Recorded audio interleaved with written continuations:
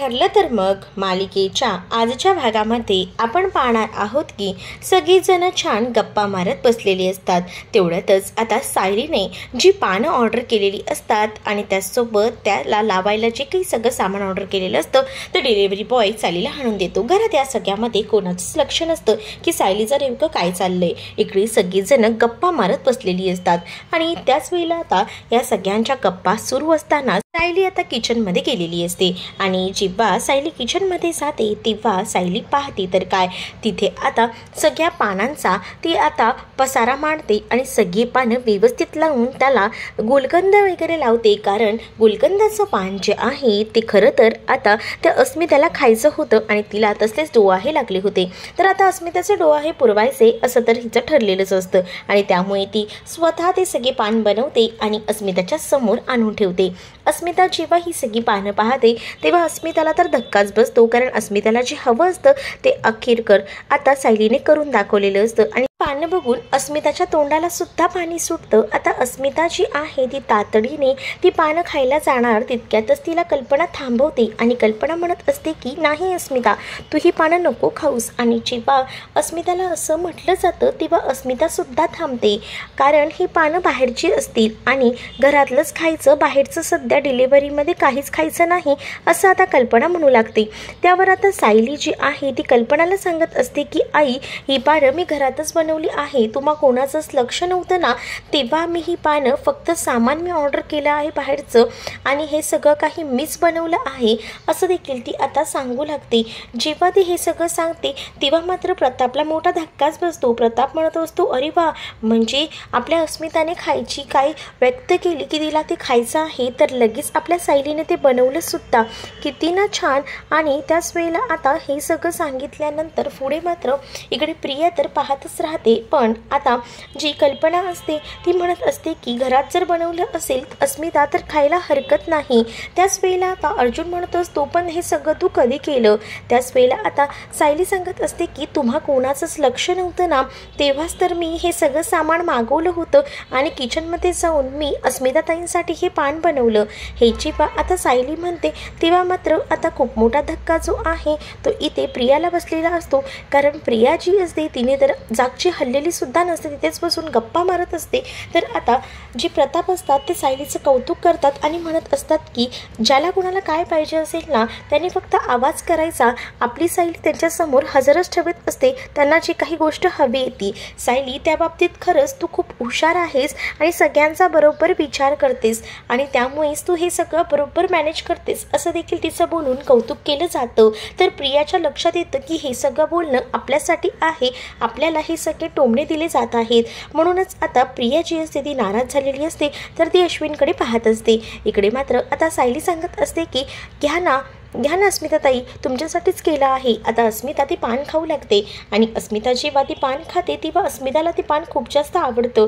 कारण सायलीने अस्मिताला जे पान बनवलेलं असतं ते तिला जे असं हवं असतं तसंच ते पान बनवलेलं असतं आणि त्यामुळेच आता ती प्रचंड अशी खुश झालेली असते आणि ती म्हणत असते की मम्मा, मला असंच पान हवं होतं आणि असंच पान हिने केलेलं आहे। तर अर्जुन म्हणत असतो की तुला जर अजून काही खावंसं वाटलं आणि पानच खावंसं वाटलं तरीसुद्धा तू माझ्या बायकोला नक्कीच सांगू शकते, ती तुझ्यासाठी काहीही बनवून देईल, मला माहिती आहे असं देखील अर्जुन आता अस्मिताला सांगतो। तर सायलीसुद्धा डोहाळे पुरवायला तयारच असते। सायली म्हणत असते की हो, बरोबर बोललात तुम्ही, मी काहीसुद्धा करू शकते, फक्त सांगा तुम्ही। तेवढ्यातच आता फोन आलेला असतो अस्मिताला तिच्या सासूचा। तर अस्मिताला तिची सासू सांगत असते की मला OTP हवा आहे। तर आता अस्मिता म्हणत असते की थांबा आई, मीच तिथे येत आहे आणि असं बोलून ती लगेचच आता तिथे जायला निघते। तर ती घरात सगळ्यांना सांगत असते की अर्जंट मला काम आहे, मी लगेचच जाते आणि असं बोलून ती आता सगळ्यांचा निरोप घेते आणि तिकडनं जायला निघते। त्याच वेळेला आता खूप जास्त अर्जुनला हसू येत असतं कारण जे काही चाललेलं असतं त्यामुळेच त्याला हा सगळा काही हसून तो या सगळ्याचा आनंद घेत असतो। तर इकडे मात्र अस्मिता निघून जाते तर उरलेल्या पानांवर सगळीजण डल्ला मारतात। तर आता सगळ्यांनाच ती पानं खूप जास्त आवडलेली असतात। तर सायली आणि अर्जुन हे सुद्धा खूप जास्त खुश असतात, कारण घरात बऱ्याच दिवसानंतर हे हसतं खेळतं वातावरण असतं।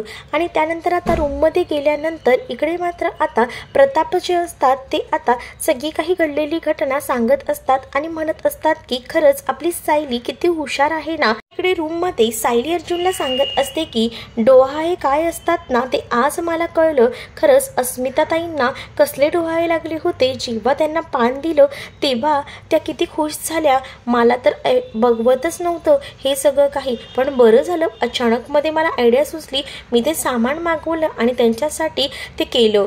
खरंच खूप भारी होतं। तर त्याच वेळेला आता अर्जुन सुद्धा सांगत असतो की लहानपणीचे किस्से, आम्ही लहान असायचो ना तेव्हा सुद्धा असंच असायचं, पान खाण्यासाठी नुसती स्पर्धा असायची। आम्हाला ना मम्मी सांगायची की तुम्ही जेवण यांना पटापट संपवा, मग जो पहिलं जेवण संपवेल ना त्याला मी पान देणार। आणि म्हणूनच आम्ही काय करायचो, जेवण संपवायचो आणि पटकन पानाचा आनंद घ्यायचो। पण त्यावेळेला सुद्धा माहिती का आम्ही एकमेकांचे आता तोंड पाहायचो, म्हणजेच एकमेकांची जीभ जी आहे ती किती लाल झाली आहे हे पाहून एकमेकांना पाहून हसायचो।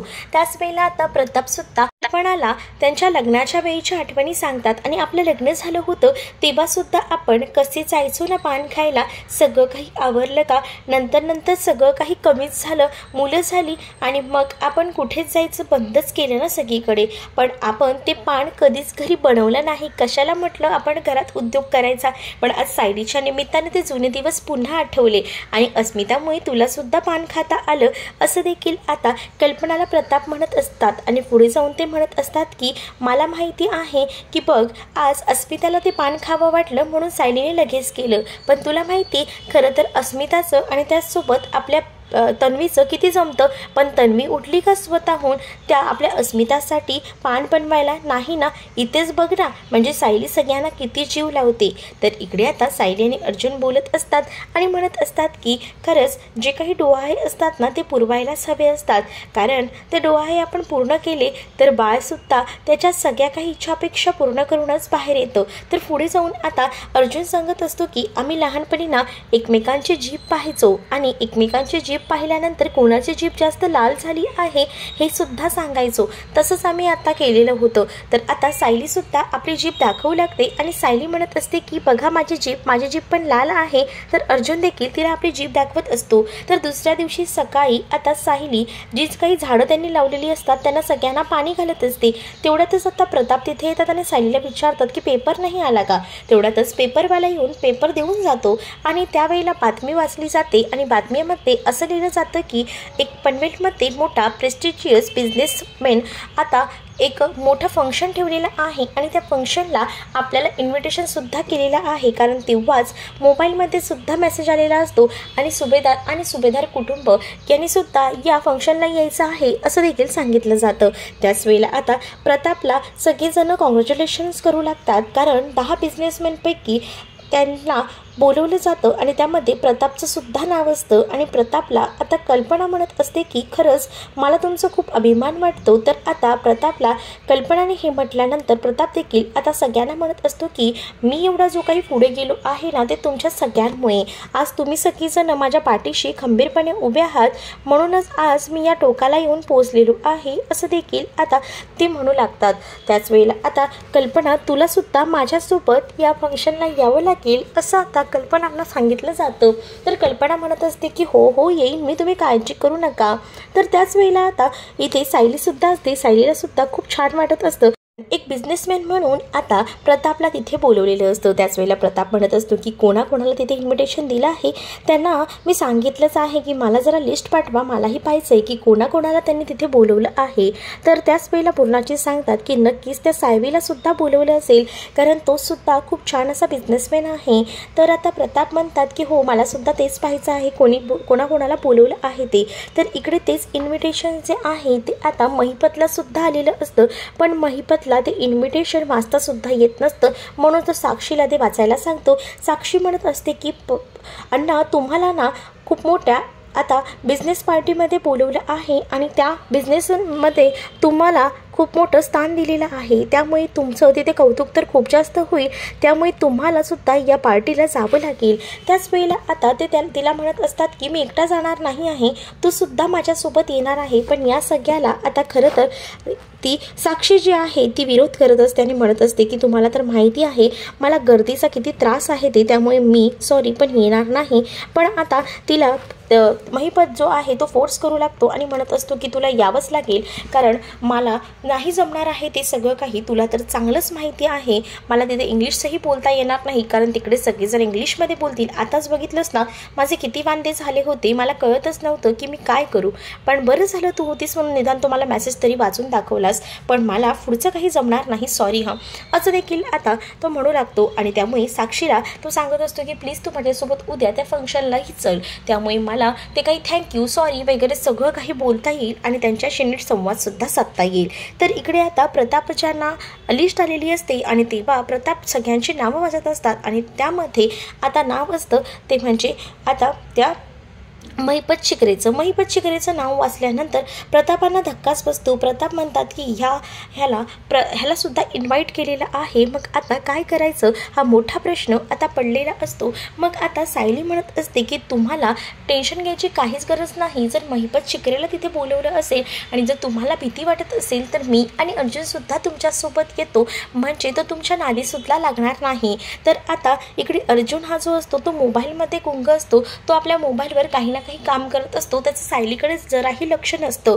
तर आता कल्पनासुद्धा विचार करत असते, मात्र प्रताप जे असतात ते सायलीला म्हणत असतात की ठीक आहे तुम्ही सुद्धा आमच्यासोबत या. तर या गोष्टीचा खरं तर आता खूप जास्त राग जो आहे तो आलेला असतो, तो म्हणजे कल्पनाला, कारण कल्पनाला स्वतःसोबत आता सायलीला घेऊन जायचं नसतं आणि म्हणूनच ती आता ह्यांच्यावर खूप जास्त चिडलेली असते. पण आता तिच्याकडे कोणताही ऑप्शन उरलेला नसतो, त्यामुळे आता ती शांतच राहते. इकडे मात्र आता सायली अर्जुनला खाणाखुणा करून सांगते की आपल्याला महिपत शिकरे तिकडे जाणार आहे, तिकडे जायचं आहे ना.